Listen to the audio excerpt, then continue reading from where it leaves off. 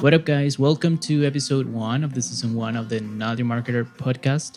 On today's episode, we are going to be talking about TikTok's beef with the US administration, also, IKEA using CGI models for the latest marketing campaign in Japan, Facebook's removal of the 20% limit on the ads creative text, and of course, the Amazon's hardware event. So stick around, you won't regret it.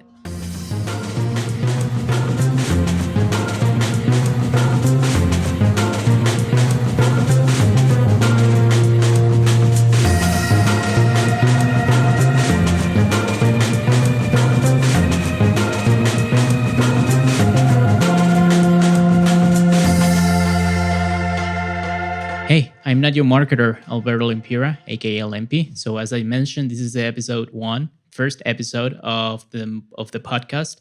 In this show, I'm going to be talking about the latest news and trends in business, marketing, and tech. I'm also going to share my experiences and opinions on whatever is making up the headlines. And without any further ado, let's begin with the headlines. So TikTok's future is still on hold, at least on the US.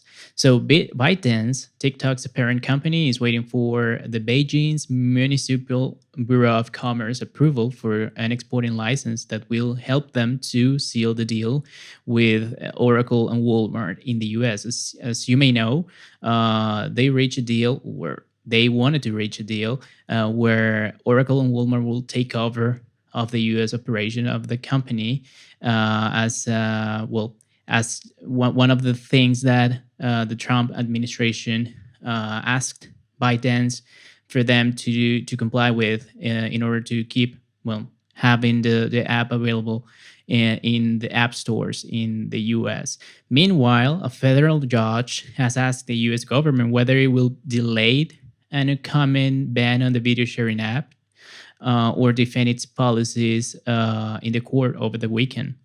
Also, all this comes when TikTok believed that even a temporary disruption of the availability of the apps in the US market will harm severely their business in the coming month. So, also, this is something, probably this is just going to be a hiccup that will not translate into a real issue.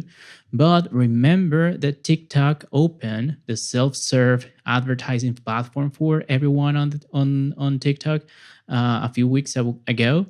And this happens as in 2020, according to eMarketer, TikTok user base in the US was expected to reach over 50 million users.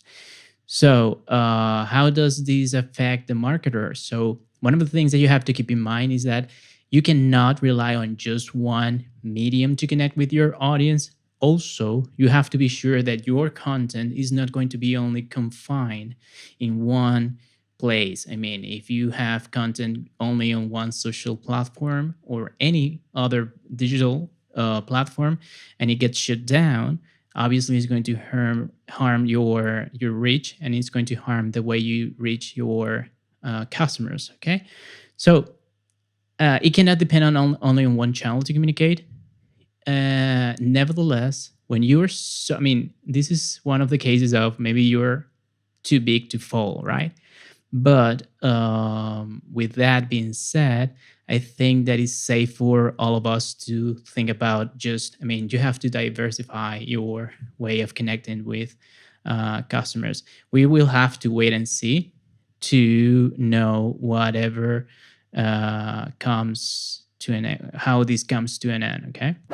So the next headline, it's about IKEA Japan's using a CGI model, influencer model, called Imma in its latest ad campaign. So, not so much. Before continuing, CGI stands for computer generated image, okay? And this has been used by video game production companies and movie studios like Pixar to animate non-real characters, okay? So Imma, this fictional influencer, lived in a tiny apartment decorated by IKEA furniture. In the meantime, She was taking pictures and sharing it and posting it in on Instagram, just to document her life. So all this was shared on large LCD screens in the newest store, IKEA store, in the Harajuku district in Tokyo. I mean, this could be really awesome, right? But the fact is that it's not entirely true. The fact is that what they did was to transpose a CGI of a woman onto the real head of a live action character. I mean, of an actor or actress. And as a fact, this real action model had to live for 3 days inside that tiny IKEA apartment in order to, I mean, for the campaign to be recorded. But I mean, what do you think about this? Is this, I mean, this can pose a great opportunity for companies to create. If you imagine, you can create ad hoc versions of whatever you do, your marketing material, depending on the region. I mean, you could transpose the image of a nation kind of person, or maybe if you're doing that, running the same campaign in Latin America, you can have a different one. Or if you're doing that in the Scandinavian countries, you can just transpose a more common kind of people or face for each of those markets without being biased or anything else. I mean, it's just another thing that you can do. Also, one question that comes to mind is, do model or actors get paid less because they don't, I mean, their identity is not revealed on those ads or commercials? I mean, this is a question that we may ask ourselves. The truth is that this is a trend that IKEA has been working on for quite a long time. As a matter of fact, in their catalogs, they have not been using real furniture in some cases. Is everything CGI? I mean, with the exact measurements and so forth. But this is something that allows them to reduce cost and to create more appealing material, because you can adapt everything. Okay. So this is just, I mean, it's just like the case of, I mean, this is a very famous case study, the United Colors of Benetton, where they manufacture everything in one color and they just painted or tinted the clothing depending on whatever colors are going to be trending in each season. And this is kind of the same, but we can believe or think that it's going to be more sustainable and eco-friendly, because you don't have to actually manufacture, transport everything, whatever, those furniture, or in this case, you don't have to perform the same production for all your markets. You can just record one and everything can be just replaced by CGI, which is kind of awesome if you think about it. So the next headline, which is for advertisers, it's kind of digital advertisers, is kind of interesting and huge. It's about Facebook. Facebook removed its famous or infamous 20% text threshold on ads creative.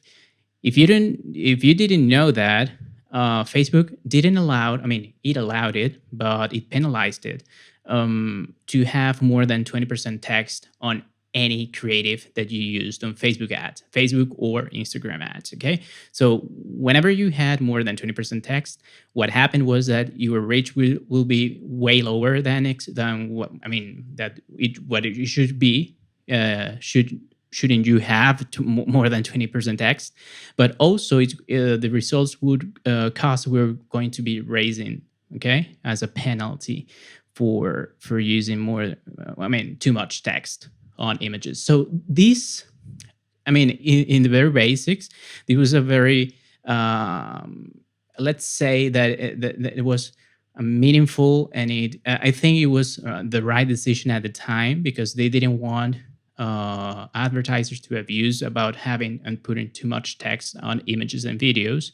But in practice, it was really painful for us advertisers because sometimes you needed to add text.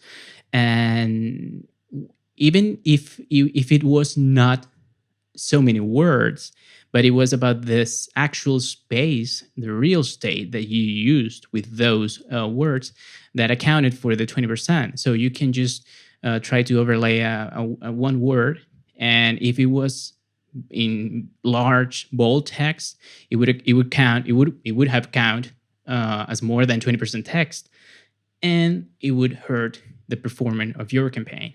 So, what comes next? What could we expect as marketers for happen from now on? So there could be a wave of heavy text images from advertisers that have used about that, which is thus I don't think is necessarily bad, because if you just want to convey a message, I mean, there's so many things going on the customer's mind and your audience mind every second, that the easier, the less effort the user has to make in order to get your message, the better that is going to be for you. So if you can just use the real estate of the image for your best purposes, I think it's going to be useful for some people. But I think at the end we will have to wait and see how both advertisers and users respond to whatever whatever get published and advertised on the platform from now on. But nevertheless, this opens a door to a more, I think, I would say it would be more free way of doing advertising, okay, with less restrictions, in a moment where we have a lot of restriction already for advertise, especially if you do. I had an experience. We had an experience last year with a client that ran advertisements on social issues. I mean, it was for a good cause, but as we were mentioning specific critical social issues, it was really hard for us to get the best performing, and you have to apply to get certified and to get approved in order to do that. So we already have a lot of restrictions, especially in Facebook platform for doing ads. So everything that makes it more flexible and open, I think is going to be more than welcome by advertisers and publishers.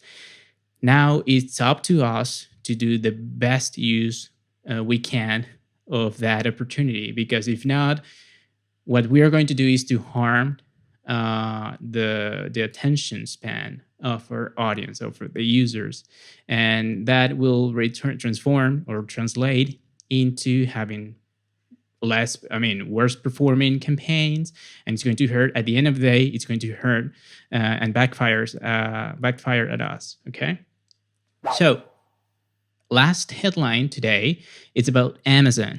Amazon had this week its hardware event, where it launched new Echoes devices, Ring devices, and a new cloud-based gaming service. So now you can purchase from spherical Echoes, an Echo Dot with a clock display, and you can also, and this is very interesting because now Alexa will recognize children's voice and will reply with the children's profile voice with special features and obviously some special restrictions according to just to have the best content for children with. I think it's kind of cool, especially if you're a parent and you have children that interact with this technology, which is, I have seen many videos of children very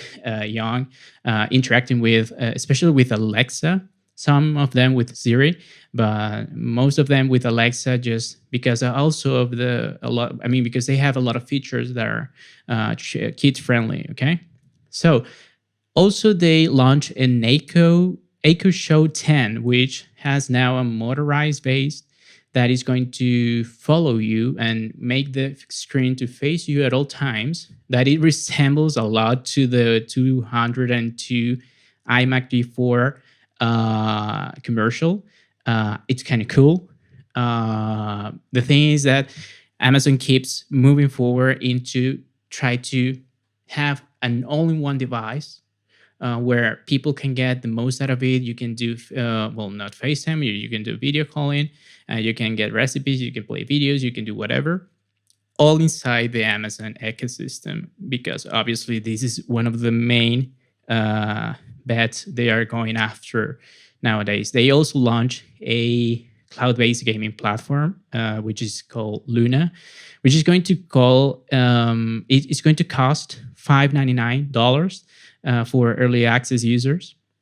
And it's going to be available for the Fire TV, PC, Mac. It's going to be available through a web app interface on iPhone, and Android support is going to be coming later on.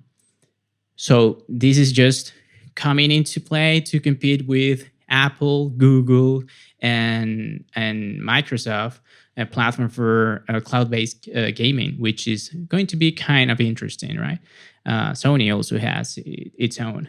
So, and last but not least, they launched a new device called the Ring's Always Home Cam, which is something just brought out of the movie Flover.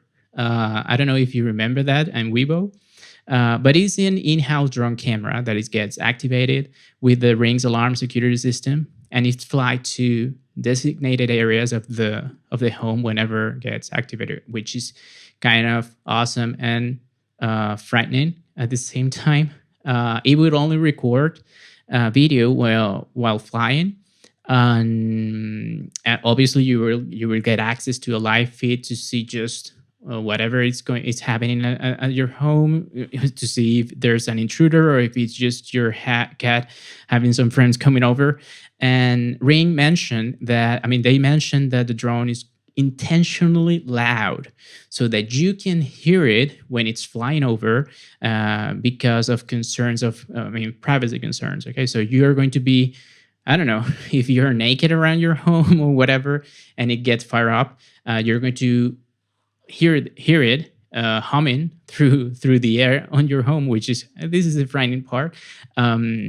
Just to be aware of the device being recording the videos. So this brings us to the main story of today's episode, which has to do with the Amazon's approach to product development, service development. Amazon has been known for many things in the past, but one of the most remarkable things, in my opinion, is that in the past 10, 15 years, they have embraced the principle of the lean startup, right?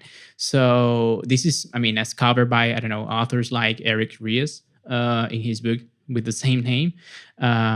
We could make a list of Amazon trials and mistakes in terms of products and services, and they rely obviously in one of the principles, which is having an MVP, a minimum viable product. Okay, which means just get the minimum version possible for usable for your customer to test out the waters. Okay, so that way you're not compromising too much of economic or human resources into developing a product that may not be market fit.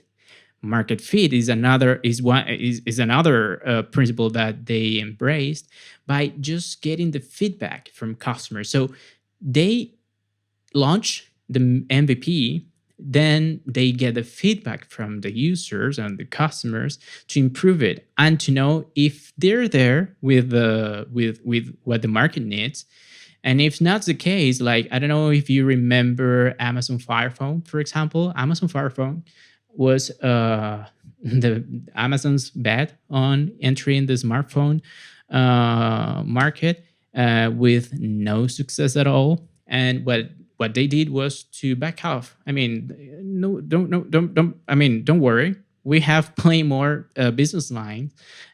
This is not the end of the world for us. This is what Amazon's people may think. And I mean, and they are right, because obviously this very this same approach allows them to launch, then I don't know, Amazon Echoes. And when they launch it, they come up with something that the market needed, or maybe they don't necessarily, I mean, they don't explicitly need it, but they want it. I mean, it's just like testing out something that makes your life easier and better. And then they created a new market for smart speakers, even though that it was Apple that came first with the Siri as a personal assistant, digital assistant, and not Amazon's with Alexa. And Amazon is nowadays the king of the smart speakers market. So, what I mean, the idea behind this is that this is an approach that it not only applies for small companies or startups. It can be applied to any size of a business, and it can also be used by people. I mean, for personal brands, personal projects, whatever you may think. So, How does Amazon do this? So, one of the main things is data. I mean, they have to deal with a lot of data, and you have to make sure that you understand the depth of that data, the depth, and how and how are you going to make sense of that? Because if not, you're going to, and there's a famous or infamous phrase called or quote that says paralysis by analysis, right? The thing here is that you have to make sure, and you have to filter which whatever data makes them, I mean, means the most for you. It's going to give you the best insights, and take a lot of feedback from customers. Okay, at the end, from customers, and if even before launching a product or service, you can just tap on the market. I mean, market research is one of the main elements of marketing. Sometimes it's overused, and some others are underused. In my experience, I think it's more of the second, especially when you have a structure that keeps on moving without any time to stop. And this could happen with either a very small startup, because you don't have time, you don't have money, and you have to run for your life, or you have a large company and you have money, but you don't have time. If you get stuck behind, you can, I mean, it could be it could be the difference between life and death, because there you go. I mean, you have Research in Motion with BlackBerry. They were leaders in one segment. They didn't keep up the pace, and that cost them a lot. Okay, so a few examples of how Amazon have been gathering feedback from customers and just keep improving. You have the Amazon dash bottom, you have Amazon Go, you have Amazon Key, Amazon Car Key. All those are services and products that they have launched just because they knew they were market fit. Some of them because they are also tapping into new fields, like Amazon Go, going into the physical brick and mortar kind of retail experience to gather more data.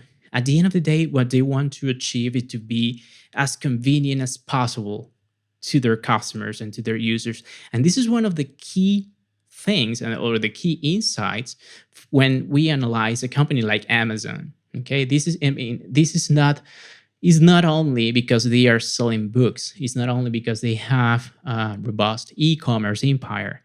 One of the largest share of their revenues comes from internet services with Amazon Web Services. So there's a lot behind the company that keeps running innovation for the sake of the users and customers' convenience, which is going to be key for every successful company. So I want to wrap up each episode with reflections and dashboard questions, and well, just to incentivize a little bit of the critical thinking. In this episode, I just had these two. So the first main reflection should be that trends come and go. Good businesses deal with it, and great businesses predict them. And this has to do a little bit with TikTok and a little bit with Amazon, with the new trends. What are you doing? So nowadays, our home, it's more and more important to us, not only because it means, I mean, it's like for some of us it may be the center of our life, but for a lot of people after the COVID pandemic, it has become our headquarters. I mean, it's where we live, is where we work, is almost everything. Is where we keep our most sacred things, family members, etc. Okay, so predicting trends can give you a key competitive advantage. And this is something that we should all keep an eye on, okay? And the next one, well, it's a question, and it has to do a lot with the TikTok's beef with the US administration. And the question is, should governments take part into the availability of tech platforms from foreign countries in their soil? So, I mean, the US administration should or should not mind TikTok operations in the US. And just keep in mind that while some people seem upset by Trump's actions against TikTok, China's government has banned for several years Facebook, Google, Apple's, and pretty much every foreign company from doing businesses or to open or keep their operations from abroad entering China's marketplace.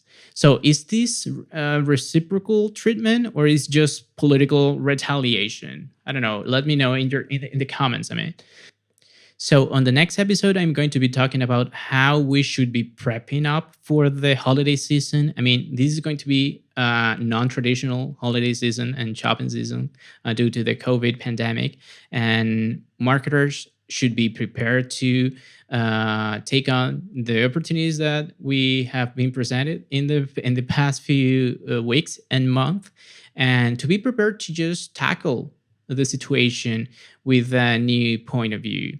So thank you so much for listening. Please feel free to send me any comments about the content of the show. This is my MVP, my minimal viable product. So any suggestion to improve it is more than welcome. You can also leave me a voice message on Anchor. The link is going to be on the show notes. And if you like the show, please subscribe and review it on your preferred podcast service. That would help me a lot. And you can subscribe, as I mentioned, on every platform, whatever you want. And you can also watch the recording of the episodes of the podcast on the YouTube channel, which is going to be also on the show notes. It's going to be Naughty Marketer all across the internet. So thanks again for tuning in. See you on the next episode, and Lempi out.